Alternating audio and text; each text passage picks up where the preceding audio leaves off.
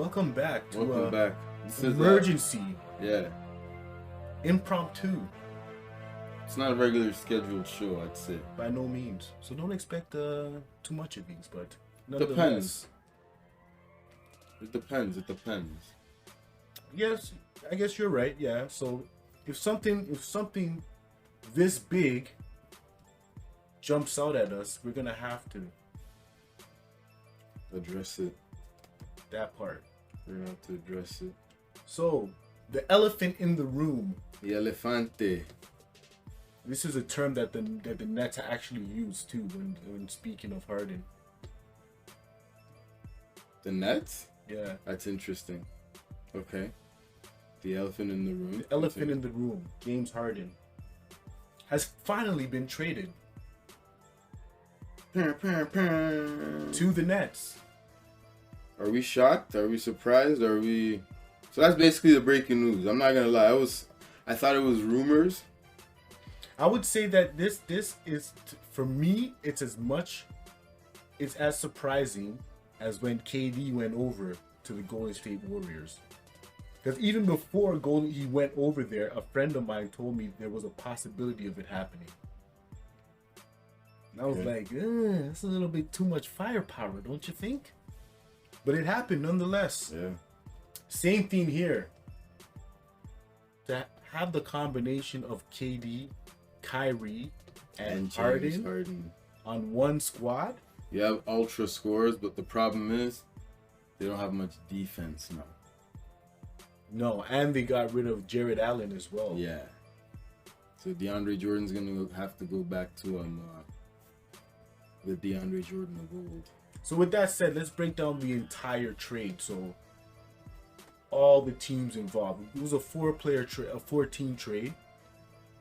I believe Houston will be getting Victor Oladipo. That's crazy. I was shocked at that. I was not expecting that. They're getting Rodions Kurucs. I believe that's what his name is. Who? Rodions. I mean, I guess he could play small ball center. Okay. Kurucs. And one more person. I'm pretty sure I butchered the man's name, but Kurucs. Rodions Kurucs. Okay. Then we got Houston. Houston's giving up Harden to the Nets, of course. Okay. Karis LeVert going to Indiana. Karis LeVert going to Indiana. And I like Karis LeVert. That's a good mix in Indiana, though. Their team is almost like one of those teams where you can plug and play anybody, really. Yeah. And I think they knew what they're doing. So now, what do you think of the trades, though? Like, do you think it benefits any of the teams? So we'll start with, obviously, the team with the elephant in the room, the Nets. Does this make them a better team?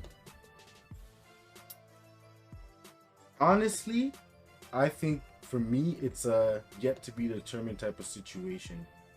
Okay. Because they haven't really found their stride yet. Facts. Again, of course, it's early, but yet to be determined. Okay. Is what I would give that, because Lord knows when Kyrie's coming back. Mm-hmm. So it's gonna basically be Harden and it might be Harden and KD for a little bit. I think Harden and KD can work well. Kyrie's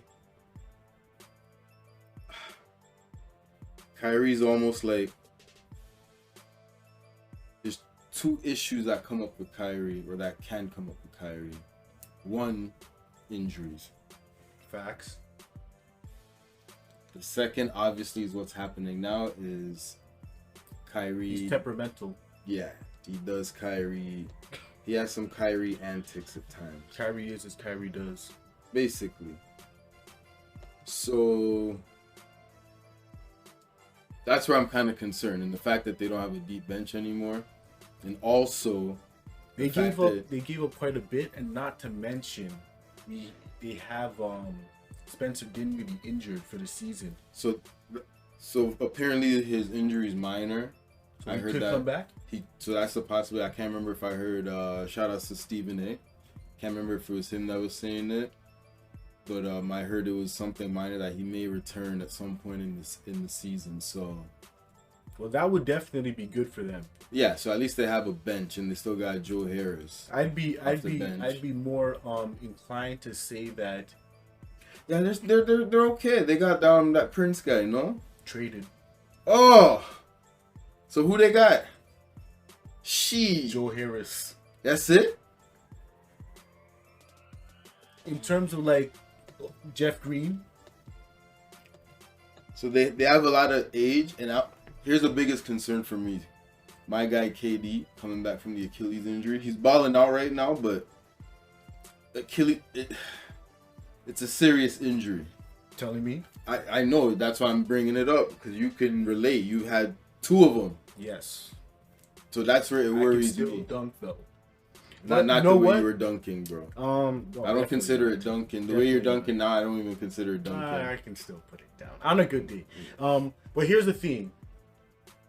KD has had a full year off, and for now, he looks like he hasn't missed a step. Yeah. Yeah, I guess maybe the concern would be if he was looking like, you know, like he was hurting. Now the Rockets just played. Yep. And they pulled out a victory without James Harden. Yeah. Now they'll be adding Victor Oladipo, Rodions, I believe that's, again, I'm probably butchering the man's name. Rodions Kurucs and Dante Exum.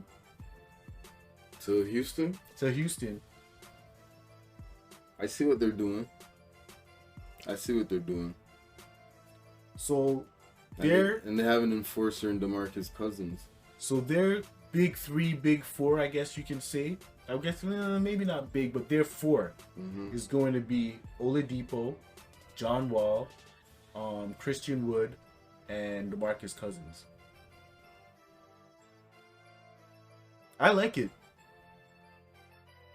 That's a squad I don't mind going to war with. Are they going to be top contenders in the West? Probably not like they were in the past few years, but I think that if they keep that core together, especially with the people that they have around them, in your Eric Gordons, in your PJ Tuckers, that's a team that that has something to build on. Yeah. Plus, if I'm not mistaken, they got a whole heap of lottery tickets. Lottery picks. 649 Super 7. Is it Super 7? Is it Super 7? We got Super 7 lottery? I haven't played enough to know. Nor do I, clearly. Lotto Max, Super 7. That might have been what it was called before. Whatever.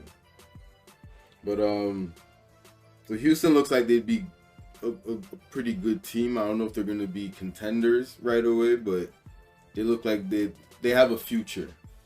They definitely have a promising future. The Nets, to me, look like they're going all or nothing. Oh yeah, for sure.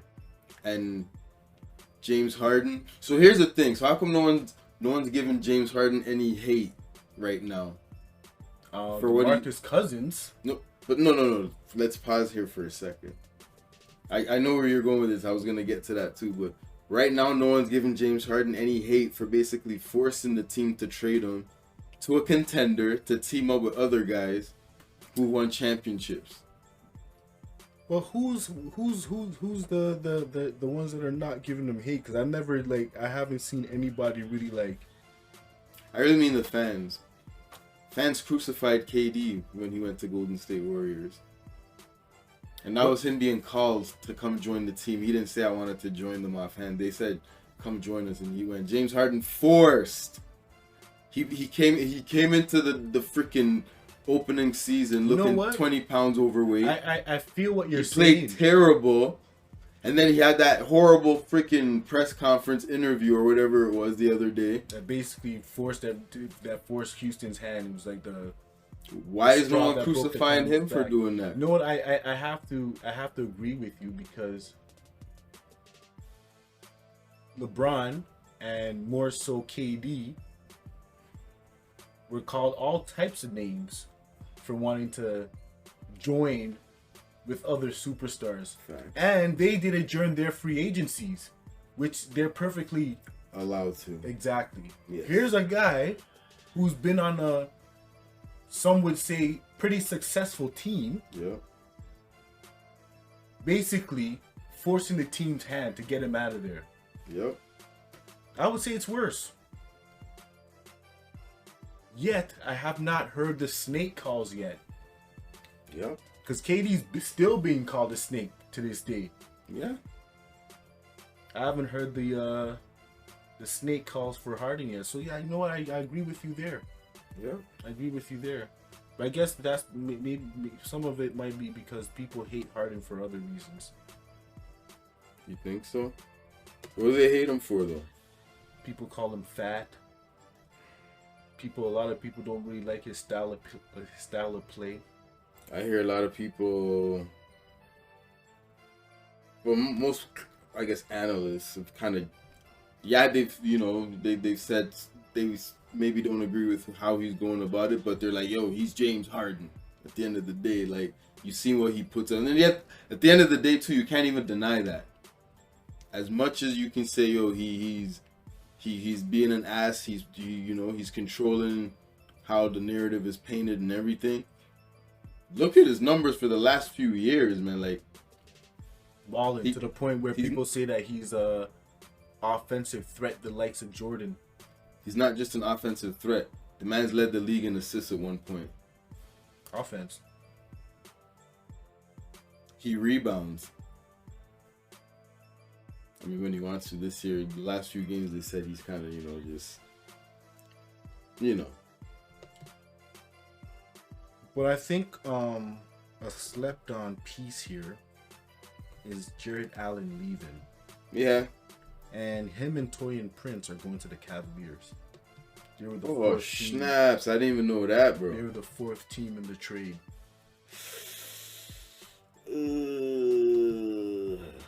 I did not know that. I like both of those guys, Jared Allen and Taurean Prince. I did not. Taurean Prince gave me DeMarre Carroll vibes. With a better version of DeMarre Carroll. That part. One that was, that could be counted on to stay on the court because DeMarre Carroll kind of got injury prone after leaving Atlanta. Big time. But that's, man. Yeah, man. Yo, they're going all or nothing, man. They're pulling they're doing exactly what Toronto did, getting Kawhi. But even Toronto, they had a bench still with Kawhi. Oh, yeah, no, I get that. But it's almost like it's all or nothing. You know what their team reminds me of?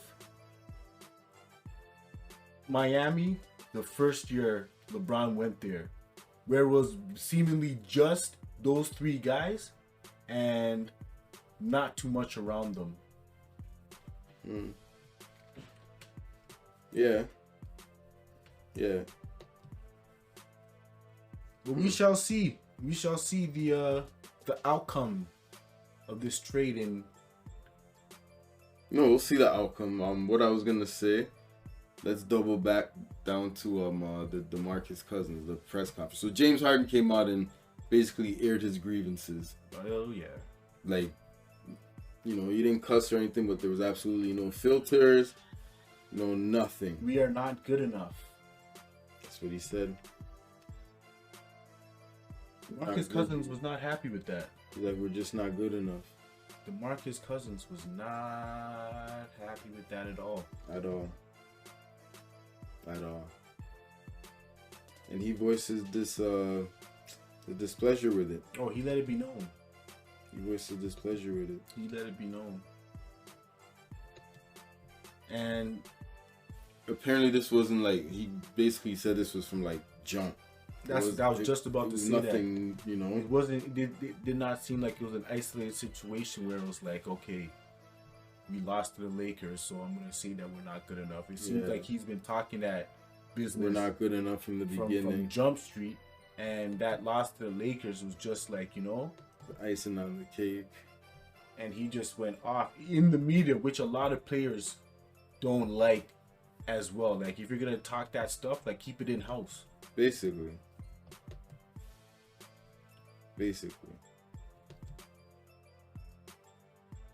Now, he was disgruntled there. Is that attitude gonna carry over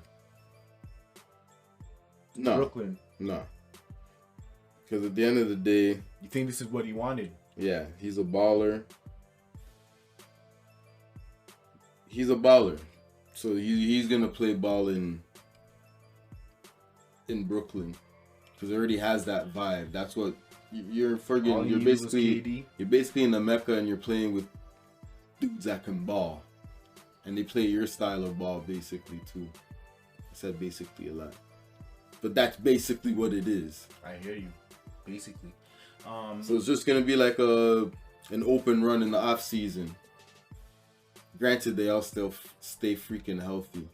So we talked about just finished talking about Harden's attitude before we jump off this emergency pod. Kyrie Irving. What's going on there? I don't really take in Stephen A. Smith as much as I did, but I saw a YouTube video where he was talking about how Kyrie should just retire. I mean, he's too young to. I mean, if he suffers another injury, then yeah, maybe you should consider retiring. But where he was coming from was like, know who Maya Moore is? No. So she's a WNBA player, okay, and she basically sacrificed 2 years. I think she might even be retired at this point. Okay. To do some activism. Okay. So what Stephen A. Smith is saying is, if that's what you want to do it. But don't be like, playing both sides of the fence here. Well, I mean, why can't you? You can, but don't miss games. Is there any actual reason for him to be missing games? No. Well, there you go. You can send any message you want while still playing in the games. Like, look at all the people who after their games and they were being interviewed, instead of talking about anything basketball, they talked about whatever issues they wanted to bring up. So here's the thing. Here's playing devil's advocate. Right. Shoot. Now. I get that, but at the same time, maybe he's looking at it as that we do this all the time and nothing ever changes. We have to do something extreme to really grasp everyone's attention.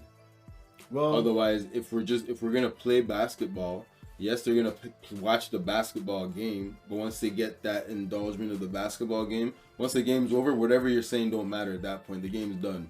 That's probably how he's looking at it. I hope he has a plan, because from the outside looking in, it sort of kind of looks like what he's doing is, I'm not playing basketball because I don't feel like it. If you know what I'm saying.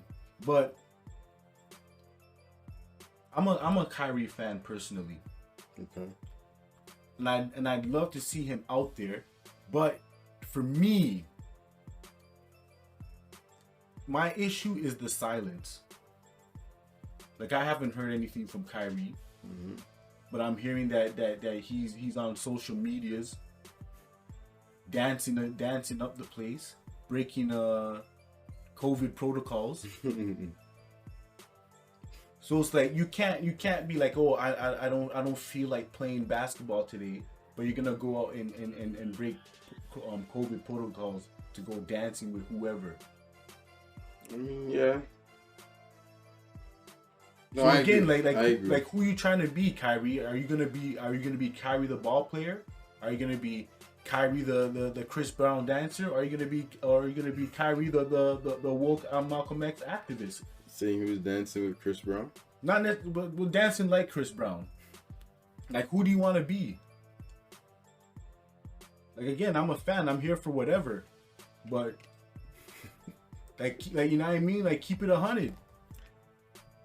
I never seen him dancing like Chris Brown though. I gotta see that. Hey, okay, but the NBA seems like there's a lot of drama. I feel like they took a script out of the WWE, the Vince McMahon handbook on how to create sports entertainment, and it's working quite well in the NBA right now, if you really look at it. I'm here for the drama. I'm not gonna lie. I'm here for the drama. I'm not for the drama. I'm looking more for the competitiveness. I want to see on the court competitive. I don't like the off court. Oh, that's the best antics. kind of drama. On court drama is what I want to see. That's the best kind of drama. So that's all we got for now. Just had to step in and kind of analyze that situation. You know, the hot topics. Yeah. Going on in the NBA world. Yeah. With that said, we'll be back shortly for our usual weekly wrap up. Yeah. And we'll talk about it. Maybe they'll play a game by then. Hopefully. Yeah, maybe they will. That would be nice. All right. We out. Deuces. Deuces.